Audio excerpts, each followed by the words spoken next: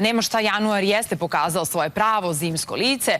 Sneg, led, taj jutarnji mraz i klizavi putevi postali su svakodnevica svih nas vozača. U takvim uslovima svaka greška u saobraćaju može imati ozbiljne posledice, a priprema i oprez su važniji nego ikada. O tome kako bezbedno voziti zimi, koje su najčešće greške za volanom i koliko tehnologija u modernim automobilima uopšte pomaže, danas želi da nam kaže Željko Regoda, urednik portala Autoinfo RS.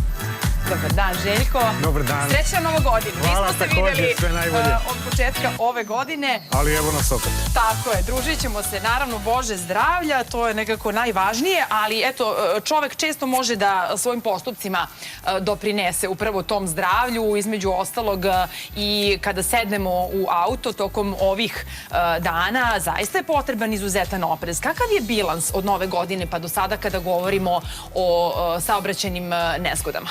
Pa, bilans je, mogu da kažem, povoljan. Dobijamo izveštaje iz MUP-a koji pokazuju da imamo znatno manje stradalih i povređenih u saobraćaju nego u istom periodu prošle godine. Iako je sada jača zima. Iako je jača zima, izgleda su ljudi postali malo oprezniji. Šta god da je u pitanju, dobro je što je tako, to je činjenica. Kada govorimo o toj zimskoj opremi, evo sada je bilo reči i u Seleninom javljanju, da li je to zaista shvaćeno ozbiljno, odnosno ove statistike govore da jeste. Dakle, to više nije samo formalnost, već neka stavka koja se poštuje. Pa, znamo svi da moramo da imamo sve 4 zimske gume na vozilu, to je jako važno. Važno je da te gume budu dobre, da imaju dubinu šare najmanje 4 mm kao što propisuje zakon. To nije slučajno tako, jer onda one bolje prijanjaju za podlogu i auto je automatski upravljiviji, što znači da imate veću mogućnost da izbegnete neku nezgodu i tako dalje. Da, evo ja sam ovog prepodneva, ne znam s kog kraja grada vidite, ali prelazeći mostove primetila da zaista svi voze znatno sporije. Naravno, čim uđete u automobilu, ukoliko je to neki noviji koji prosto ima ta neka upozorenja, odmah je signalizacija da morate da usporite, da je to preporuka i čini mi se da tu nema problema. Pa, u suštini, tačno je to, zato što ljudi najčešće greše upravo u proceni. Znači, ne toliko u tehnici vožnje koliko jeste i tehnika vožnje, naravno, bitna, ali i procena, jer recimo ako je dozvoljeno 80, to 80, to je maksimalna dozvoljena brzina. Ne znači da je to pametno u ovakvim uslovima kada je zima, pogotovo, aj sad ne danas, ali kada je led na kolovozu, onda svakako ta brzina možda i nije bezbedna. Da, ali i danas ima nekakve, negde čini mi se, poledice, naravno manje nego prethodnih dana, ali ipak moramo biti na oprezu. Ja sam dobila od jedne koleginice jutros, kada smo se čuli informaciju da je bio neki veći sudar na Pančevačkom mostu. Nisam umeđu vremenu ustanovila o čemu se radi, ali naravno samo polako. Kada govorimo o tim automobilima novije generacije, koliko zaista ta savremena tehnologija pomaže tu vozačima i ide im na ruku čak i tokom ovih zimskih uslova vožnje? Pa svakako da pomaže i to značajno pomaže, ali se ne treba osloniti samo na nju. Znači, treba vozač da bude svestan da su to zimski uslovi i da promeni način razmišljanja. Znači, da drži veće odstojanje nego što ga drži leti, da vozi za nijansu sporije. Nije samo rešenje voziti sporije, nego predvideti na vreme, znači voditi računa o tome da se bezbedno ponaša. Znate onu floskulu koju kaže treba prilagoditi vožnju uslovima u saobraćaju. To moj tata stalno ponavlja. Zato što to malo nervira vozače, jer kad god nešto pogrešiš, aha, nisi prilagodio. A zapravo, kad su ovakvi uslovi, kad je zima, pogotovo kad je zaleđen kolovoz, a zaleđen kolovoz, rekli ste, na Pančevačkom mostu, jeste na mostovima, na nadvožnjacima, podvožnjacima, tu se češće pravi led, brže se stvara nego na ostalim delovima. Ima i onog crnog leda koji možda vas prevari da mislite da je čist put. Put možda izgleda čista. Zatim Košutnjak i neke takve relacije nisu baš preporuka da njima idete ovih dana. Pa u suštini da, ali oni koji tamo stanuju moraju da prođu. Onda kad se nađu na takvim mestima trebalo bi malo da povedu računa da ne koče na nizbrdici. Znate, najčešće greške, ovog što ste rekli koje prave vozači, jesu naglo dodavanje gasa, naglo kočenje i naglo manevrisanje upravljačem. Znači, te 3 stvari treba izbegavati i u suštini bit će sve u redu. Da, sad tu malo i iskustvo igra neku svoju ulogu kada ste vozač koji je to već prošao kroz neke situacije, onda prosto znate kako da se ponašate. Tu naročito ovi mlađi, novopečeni vozači moraju da budu tako obazrivi. Kada govorimo o tim univerzalnim gumama, kako je vaše mišljenje o njima? Ja sam jednom prilikom, bogom, imam 15 godina, prilično neslavno prošla i od tada sam rekla nikakve univerzalne gume me ne zanimaju. Imamo letnje, imamo zimske i eto, tako praktikujem već 15 godina. Pa mislim da, iskreno govoreći, mi nismo neka alpska zemlja u kojoj su ne znam kakvi snegovi. Ovo što imamo ove godine nije baš uobičajeno za posljednjih nekoliko godina. I oni koji ne žive u planinskim krajevima ne moraju da imaju baš neophodno zimske gume. Jesu one bolje u takvim uslovima svakako nego gume za sve sezone, ali gume za sve sezone također su sasvim okej za nekog ko ne prelazi mnogo kilometara. I onda tu dolazimo i do one priče o kvalitetu guma. Znači, da li se opredeliti za neke skuplje gume, kvalitetnije, i to je pitanje, jer kod nas znate sami koliko ima rupa na putevima, koliko ima mogućnosti da vi tu gumu pocepate pre nego što je potrošite. Tako da,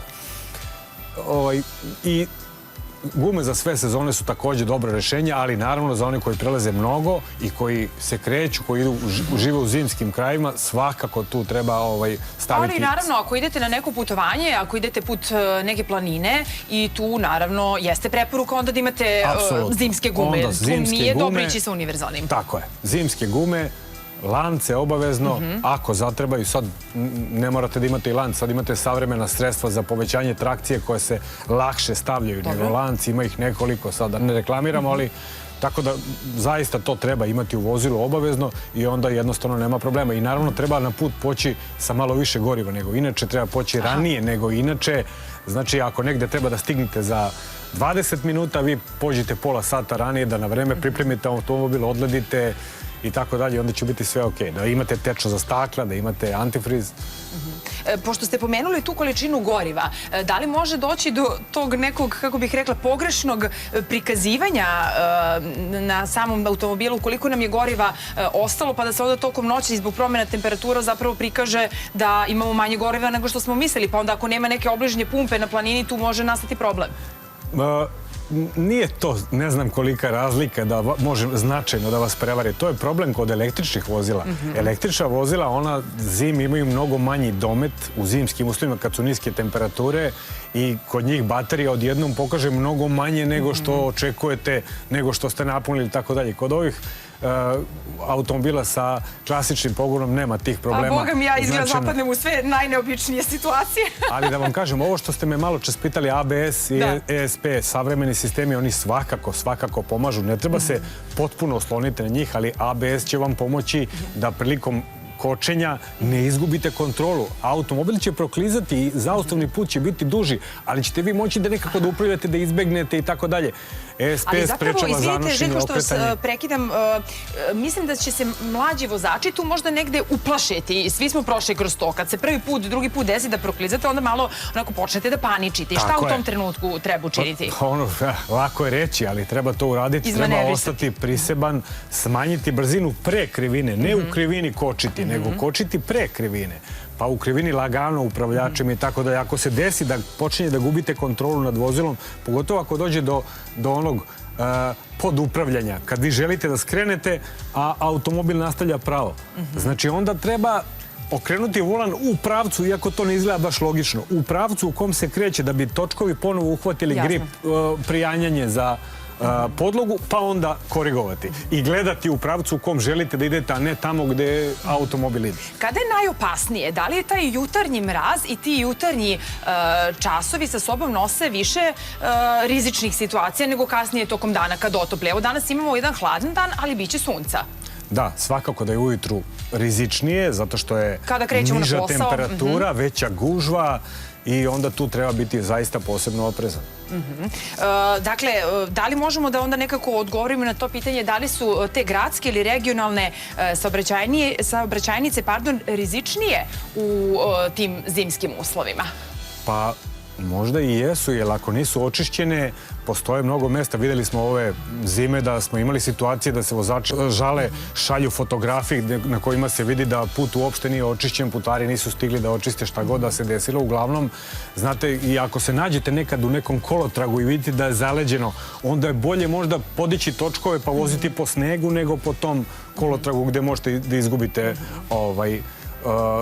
kontrolu nad vozilom. U ovo doba godine čini mi se da se nekako ispostavlja da je veoma važno imati i to kasko osiguranje. Ja sam barem pobornik tog vida osiguranja. U mom slučaju se nekako uvek isplatilo. Naravno, ljudi kad imaju neke starije automobile prosto smatraju da to onda nije relevantno, da je to neki dodatni trošak, ali šta vi mislite i da li kasko osiguranje, odnosno osiguravajuće društva i kuće negde priznaju sve štete koje su nastale u ovakvim uslovima ako smo, na primjer, imali neadekvatne gume? Pa priznaju. Da. Da, bez obzira na ono što se priča i što oni povremeno pominju, plasiraju i tako dalje, priznaju. Kasko će da vam prizna štetu i osiguranje, osnovno osiguranje će da pokrije štetu koju napravite sa vozilom iako niste imali zimske gume, jer bi u protivnom ono što pričaju kako će onda to da refundiraju od vozača ili njegov automobil tehnički neispravan, morali bi na sudu da dokažu da je baš ta činjenica da što on nije imao zimske gume uticala na stepen nezgode i tako da. Tako da mislim da u praksi zaista ja nisam još čuo nikada da nekome nisu platili štetu zato što nije imao zimske gume. Dakle, nije to baš, ali svakako bih preporučio kasko osiguranje, pogotovo onima koji voze malo novije automobile. Cene delova i rada u servisima su toliko otišle, toliko su visoke da vi možete za neki bezazleni mali sudar da imate ogromnu štetu. Čak i ako je to kod komšije, automehaničara. Šta god daje u pitanju, znači ako imate kasko, vi ste mnogo bezbedniji, sigurniji i to bih svakako preporučio. Apsolutno se slažem sa vama. Hajde nekako da zaključimo koja bi to bila najvažnija poruka našim gledaocima, naročito onima koji su vozači u ovo doba godine, a tim pre ako se spremaju za neko putovanje, možda su neki produžili malo odmor pa se još nisu vratili svojim domovima. Krenite ranije nego što treba.